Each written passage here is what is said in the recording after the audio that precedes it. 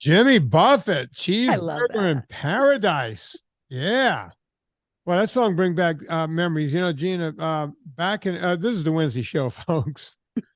We have Gina Grad on the other mic. It's so good. I like mine with lettuce and tomato, Heinz 57 and French fried potatoes, big kosher pickle and a cold draft beer. Well, good God Almighty, which way do I steer for my cheeseburger Cheeseburger in in paradise. paradise? Yes, I'm a parrot head. Honey and mustard shall be nice. Paradise. Not too particular, not Good, too not too precise. precise. Just a cheeseburger. You know, when I had my show, Talking Fitness in New Orleans on SMB, whenever I go into my diet section of the show, you know, we do fitness for a while, and then we go into best of music we would play. I love it. We came in on Jimmy Buffett. So good. And, you know, it's funny because if you listen to the words of the song, the first words of that song is, I try to amend my carnivorous habits. That's Made right. it nearly 70 days. Losing weight without speed, eating sunflower seeds, drinking lots of carrot juice and soaking up rays. Yep. Okay. That was hell. Some chick tried to get Jimmy Buffett to go vegan. You just know that happened. A guy who grew up down in my area. Yeah. Some hot chick was in his life trying to make, and by the way, how fortuitous, because the average vegan remains vegan for no more than 3 months. What? Oh, yeah. You didn't know that? The average person that tries veganism stops after 3 months. I thought you were going to say like 3 years. Oh, God, no. 3 months. And yeah, the reason it's so low is because it's usually 12-year-old girls with identity crisis that go into this. You know, and you know they're trying to be recognized. Maybe the family, you know, it's not being funny when I say this. It's not good. But the bottom line is they stop after 3 months because it's even a 12-year-old girl can realize that this is crazy. Well, and this song is from 1978, so think like peak late 70s, carrot juice culture. It's perfect. Oh, look, I grew up around that. People, you need to drink carrot juice every day. You need the carrot juice. And by the way, folks, carrot juice is like drinking a Coca-Cola. Your liver doesn't know the difference. It's nothing but sugar. Right? Yeah. It's a problem. And yeah, it's like if you're going to do something like that, if that just so appeals to you, at some point I'd love to get into this with you, but maybe another time. The difference between a blender and a juicer. As someone who used to juice everything because I was told to, I was very jittery afterwards and did not feel good at all because the juicer is taking out all the stuff that you should be ingesting and just leaving the watery, sugary water. Yeah. I didn't know. The juicer craps out the stuff on the side. And pulp, the fiber, everything.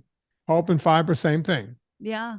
And you're taking away the one thing that can suspend it in your stomach long enough not to give you a sugar spike. And people would say to me, oh, no, I just still don't know what this means. No, it's because you have one of those electric juicers. If you had a slow masticating juicer, then that's the expensive one. That's the one you want.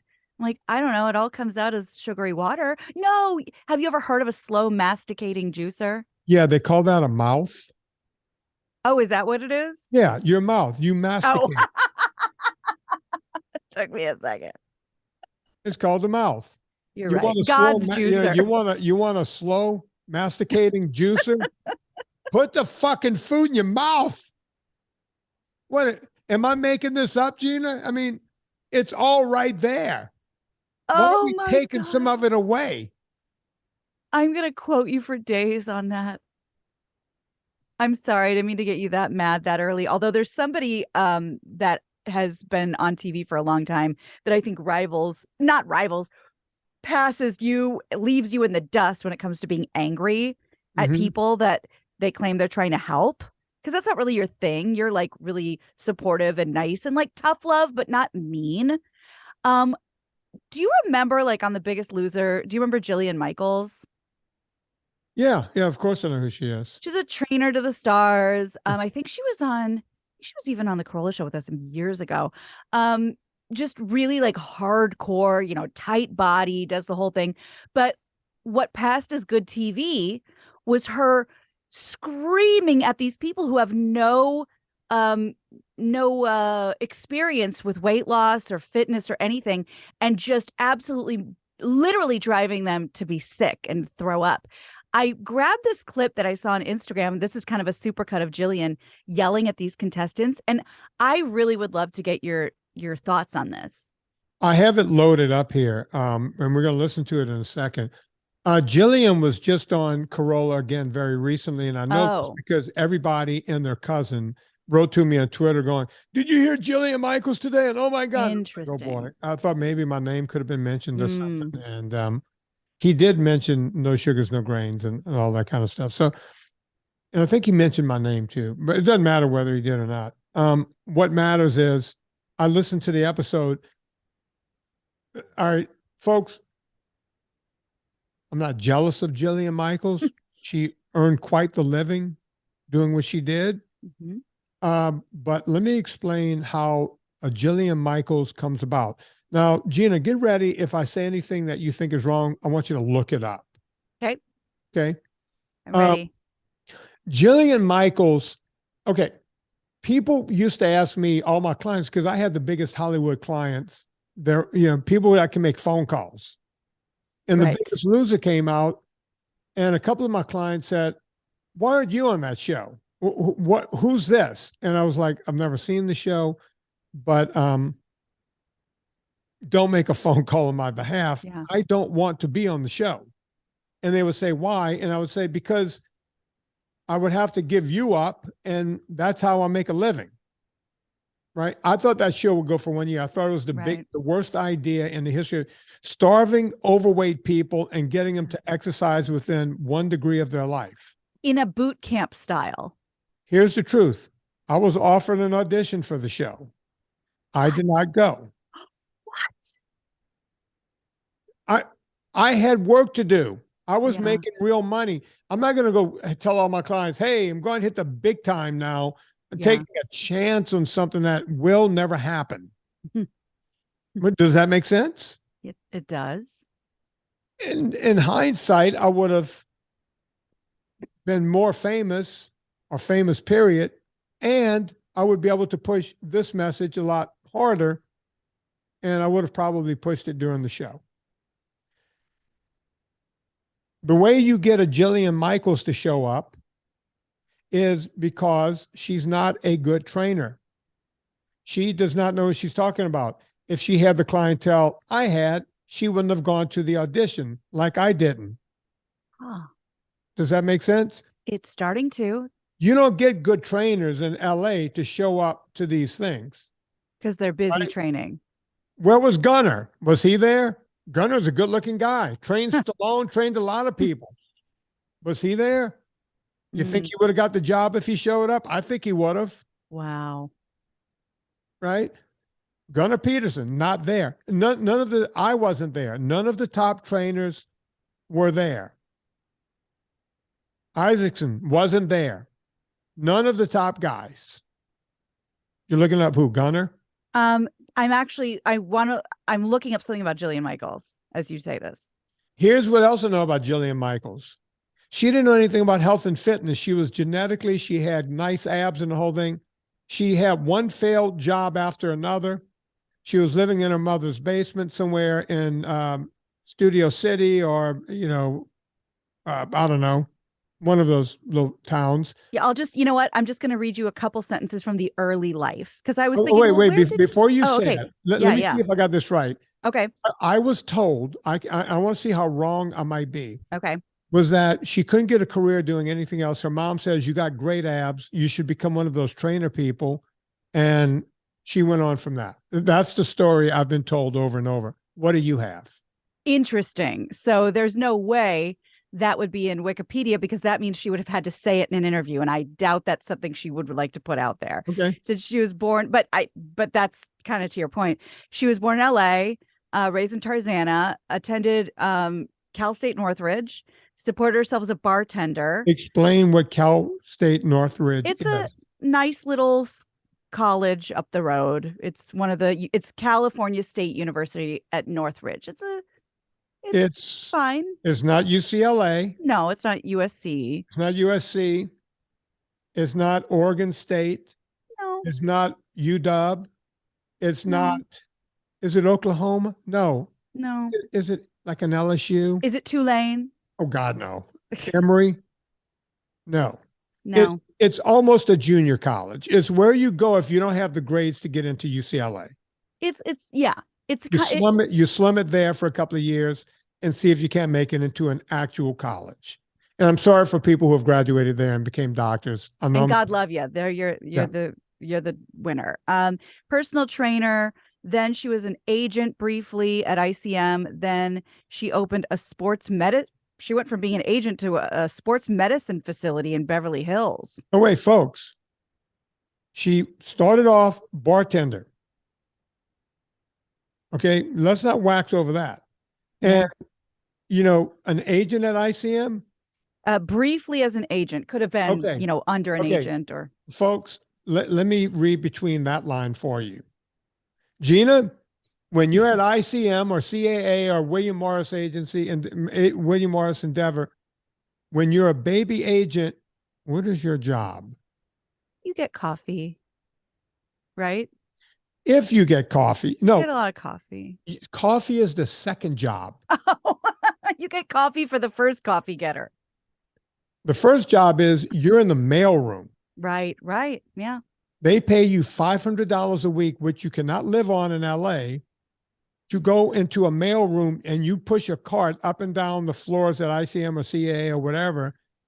You could call yourself a baby agent, but you're just pushing mail around. You do that for years because they want to see who's serious about this and who's not. Right. Who they can weed out. They're weeding. Most people leave that job quicker than a vegan stops eating vegetables. 3 months or less, people go, I can't take this anymore. Yeah, this sucks. Then, I don't know if you guys ever saw Entourage. Sure. The guy who worked for the agent. Ari.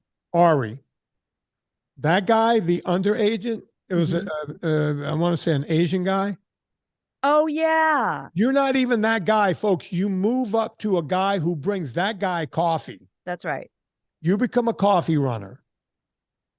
You're equivalent to now a barista at Starbucks. Without knowing how to make the coffee. If you somehow make it through that, and that's difficult, then you get to be the guy that gets yelled at by Ari. Right. Very few people become Ari. Right. I'm sorry. Jillian Michaels was not old enough. Jillian was probably in her 20s or early mid-20s when she was on that show. She did not become an agent at ICM. I will stake every dime I own on that. Would you disagree, or? That is a very astute observation that it would be very hard to argue with given the trajectory you just laid out. Unless you are the CEO's son, you start where Vinnie says you start. And if you're the CEO's son, you still don't become an agent. Those businesses are cutthroat, and you could be making $10,000 a week as a client. They'll cut you. Right. You're not making enough for them. Right. Right. No, you're right. They're not being nice to Jillian Michaels. They're not moving her up out of the mail room or anything. So she went from this to that. Now, what is this sports medicine thing in Beverly Hills? Let me go back, because now it's just when you Google her name, it's just full of hire her for speaking engagements and things like that. So yeah, she I'll tell you right now. She went on to put together a Sky Sport and Spa sports medicine facility in Beverly Hills. Okay. I guarantee you, look it up, because one of the things they do, and this is how trainers cheat, and I've had people try to come to me to do this, and I refused to do it when I was in Beverly Hills because you're stealing money. But some of these people hook up notice it's a Sky Sport and Medical Center, and they'll have a doctor on duty, and there will also be a physical therapist there. And what they're doing is they could get the insurance companies to pony up. That she wasn't working as a medical anything. She was someone who was lightly massaging or stretching someone, and they were charging insurance companies. It's a scam, by the way. Interesting. Yeah. Yeah, I'm looking it up right now. First of all, it says permanently closed. Let me, I'm looking straight ahead. Yep. I will bet you it's like, it smells like it's on Canon or Little Santa Monica, because that's where all of those go get your face jacked up. Yeah. Go bolt on some tits, whatever you got. That's where you do it. Right. Yeah. Right. Let's see. This was on 8500 Wilshire, probably right at the end. Right at the end. Yeah. I know the building. Yeah. I know exactly where it. So, okay, that's what she was up to. Right. Right. Okay. And then she gets a call, and she goes and she does this show. Right. Now, you've sent me something here. Yeah. You ready to watch it? Yeah. This is a super cut of the way she talked to these people who were just desperate to have somebody help them lose weight. Okay. Let's pull this up. Let's see. I brought you down here today for your quarterly. I brought you down. Example. I brought you down here today for your quarter. Let me Want try me to resend it to you? No, let me just try again. See, it went to a different video. Maybe my thumb touched it. I don't know. Let's try again.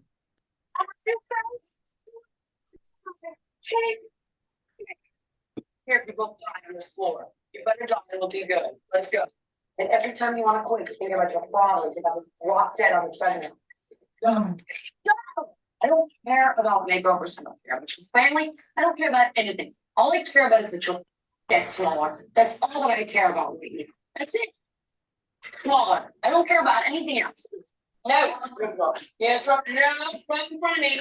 Those dizzy noises. You see it? If you do not throw up right now, you're gonna have problems. The doors like me. She's dropping the closet.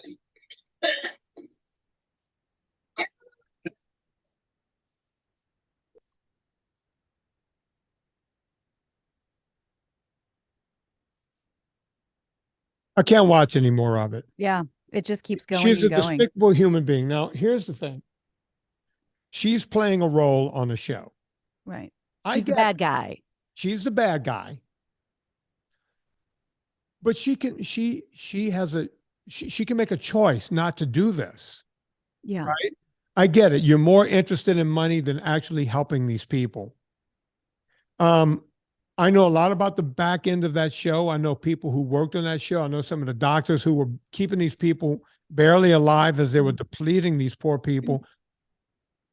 The thing about camera work that you need to understand, folks, is the only way that this show is successful is that you can see visible results. Even though they weighed these people after every show, you need to see visible results. Yes. And what they're making you think is that these people, all I got to do is get on a treadmill and not eat. And Jillian Michaels is going to yell at me and tell me, if you don't throw up, I'm going to kick you in the balls.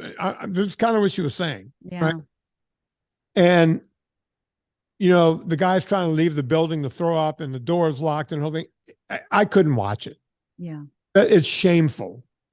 It's shameful. And by the way, I was leaving the Adam Carolla show one day when the producer of that show was coming in to take my seat. And I held my hand out to shake his hand. He wouldn't shake my hand. What? And I was like, this guy just big timed me. You know, every big celebrity that I gave that seat up to, every big celebrity, how you doing? Glad to meet you. How are you? Nice to hand. meet you. Not him. Wow. I went home and checked him out. Vegan. Okay, I'm good. I'm good. I see you heard me in here for an hour telling people to eat bacon. I get it. But you can't shake my hand. I'm a pariah. But you got this on television. You got Jillian Michaels on television yelling at people. And I'm sure the production meetings were, she needs to be more of an asshole. She needs to be meaner and blah, blah, blah, blah, blah. And Jillian, if you want to keep your job, you need to start yelling. You know what you could do? You could go, I quit. Yeah. You know, back in those days, I quit. What would happen to Jillian Michaels? Well, let me tell you what happened to She'll me. go on every talk show. Entertainment Tonight. Yes. These people wanted me to badger these poor people. She didn't have to go along with this crap. She could have been bigger than the show. You're right. And I'm glad you brought that up, because when you were saying about her, the thing I wanted to add in was she's the face on the camera, but she's merely a cog in the wheel. This goes way to the top and I'm so glad you said that, because that's the culture. And you know what? It's a snake eating its tail, because people tuned in to watch these people have these insane results, be screamed at, be berated, the schadenfreude of watching somebody else get beat up on, and then seeing, you know what? It was all worth it because now I'm in a smaller body. Yeah. And remember, they would get on like these like freight scales in their underwear. Yeah, the whole thing. I only saw a few episodes. Because every now and then people would say something to me and I go watch it. I was watching an episode one night with Serena. I've seen literally 2, maybe 3 episodes ever. Yeah. And I remember watching just this piece of the show, and I remember the other 1 or 2 episodes I'd seen. I said, you know what, Serena? Every time we tune into this show, they have morbidly obese people wearing helmets and doing something silly and wearing a life vest that barely fits. Right. She goes, so what? I said, so everything. They're making these people look stupid. Yeah. You have Jillian Michaels telling them they're not worth anything, yelling at them, and they're making these people look stupid on camera. They had them walking across a beam not to fall in water, and they had life jackets on the whole thing. What are they getting out of that? What are they learning? This is for the camera. This is for ratings, and it pisses me off to no end. I'm so human being. I'm so glad to hear you say animals that. better than we treat human beings. Yeah. Animals. We wouldn't stand for that. Are you kidding? There would be they would shut the whole network down if they were, putting dogs in danger for our amusement. There's a reason animals aren't in the circus anymore. We put a stop to it. Look, it's deplorable. The show is deplorable. And I don't see how anyone can watch it.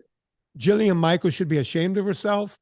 I listened to the Adam Carolla show the other day. She's just trying to now jump on. 2 years ago, she was like, this whole keto thing is no good and this and that. Now she's slowly trying to jump, because she'll just jump on to whatever, right? Oh, this is the next thing. I'll just jump on, right? She's not a good human being. A good human being wouldn't do what she does. I'm sorry. And she still knows nothing about health and fitness. Nothing. I mean, she's a hack. And she got a huge boost in her career from humiliating these people. And again, she's just a cog in the machine.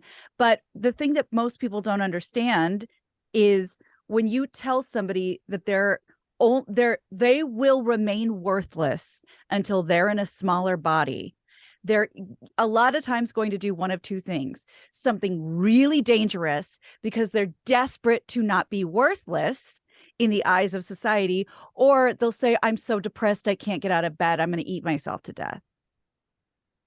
That's where we are, Gina. You're exactly right. I knew from behind the scenes on that show that they were basically they had more doctors behind the scenes than anyone else.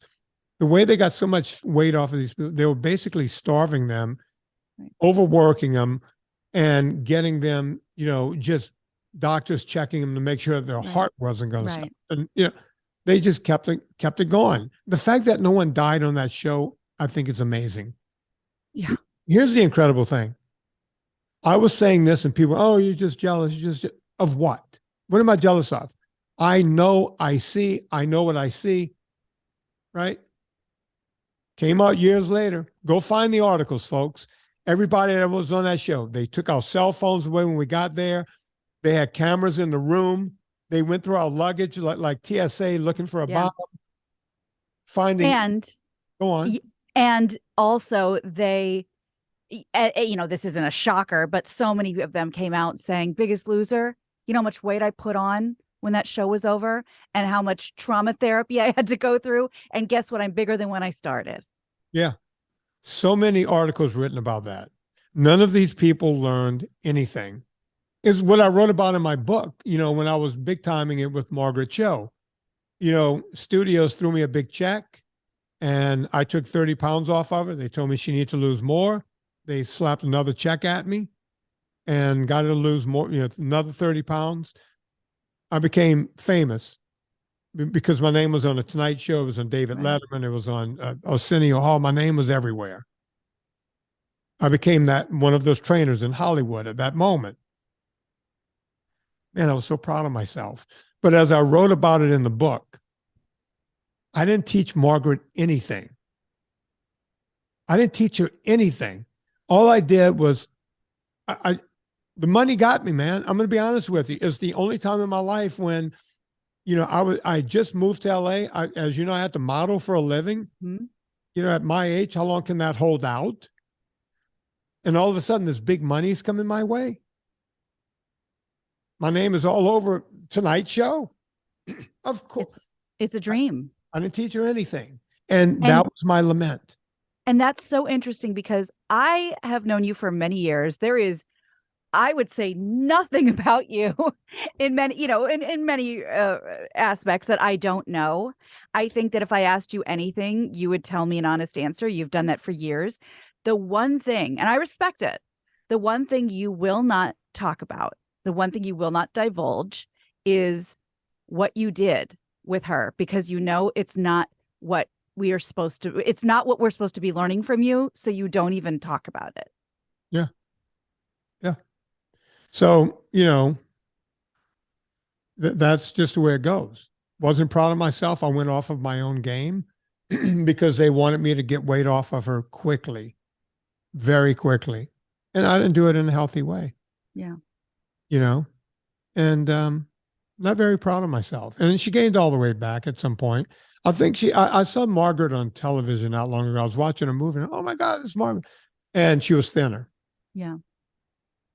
So I think she's maybe pulling herself together. That's it, Gina. Look, folks, Gina is on a show, the Brian and Gina show. They talk about everything that's going on around LA. Did you guys put a show out this week? Because I ran through your first show. Yeah. It's fun because it's a fun schedule because we put out 2 shows a week. One is with a reporter that just breaks down the craziest shit for us. And then one's just the 2 of us kibitzing old school style the way so many people miss. And of course, we have, for Adam Carolla fans, we have Gary Smith as our producer, and we're just having a blast. So that is up on, anywhere you listen to podcasts, if you just want to listen to the podcast, or you can watch it on the Los Angeles Magazine YouTube channel. And if you're just dying to support us, go get the book My Extra Mom, that's my children's book, at Amazon and Barnes and Noble. Gina, do you have that book so you can hold it up and show people? Yeah, give me 4 seconds. All right, Gina's going to go. While she's grabbing that, I'm going to tell you guys this. If you're new from the Mike Rowe show, because Mike Rowe had me on again, if you're brand new, welcome. The first thing you want to do is go and get my PDF. It's $10. So get my PDF and you will learn everything you need to learn. The same stuff Mike read, the same stuff Chuck read. Just go get the PDF. So welcome, brand new Mike Rowe people. Love to have you. Now, let's go back to Gina. She's holding her book up. If you're watching this for the 5 people who actually watch us on video, My Extra Mom. I wish that book was around when I was a parent. I'm still kind of a parent. She called me for advice the other day. You're a parent? Yeah, she's still calling me for advice. So go get this book. I wish it was around when I had Thank you. 9 or 10, because man, I would have had other stuff to do with it. Oh, and how is this Jewish mother? My mom was just here visiting and brought a stack of them from all of her friends who wanted them signed. So I had all the yentas. I was signing everyone. It was fantastic. Love it. I love it. Folks, before you go to Amazon, go to VinnieTortorich.com. That's where the PDF is. Click through, bookmark it, use it every time. It's how we pay everyone who works behind the scenes of this podcast. If you want to book a phone call with me, it's at vinnietortorich.com. Everything in the world is at vinnietortorich.com. So go check it out. All right. Oh, purecoffeeclub.com for this month only. 15% off, promo code Vinnie, VINNIE, no wimpy Y. And you'll get 15% off there. On behalf of Gina Grad, my name is Vinnie Tortorich. Put life into living and do it with enthusiasm.